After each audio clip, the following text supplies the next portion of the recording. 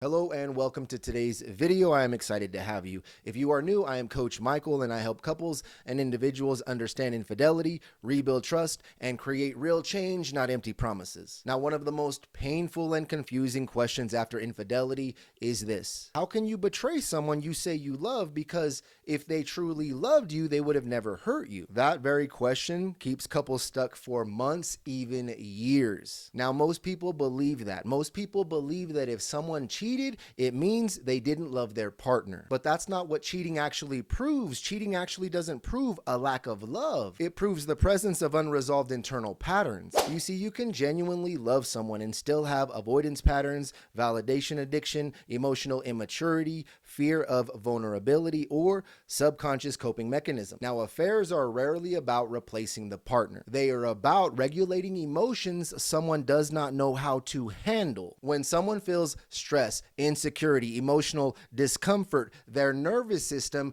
begins searching for relief. Now, the nervous system does not look for what is right. It does not look for what is healthy. It does not look for what is loyal. It looks for relief. And if someone learned consciously or subconsciously that attention, secrecy, fantasy, or validation relieves emotional discomfort, their brain will remember that. Not because they want to hurt you, but because their body learned that's what makes me feel better. That's why someone can hate what they did and still feel pulled towards repeating it. This is also why promises don't rebuild trust, because promises come from intention. Patterns come from conditioning, and conditioning always wins until it's retrained. That's exactly why I created the 9 stages of infidelity, because cheating is not a single decision, it is a progression. It is a psychological and emotional pattern that develops step by step, long before the affair ever happens. If you only address the pattern but never the behavior, the cycle repeats. Now, real change is possible, but it does not happen because someone feels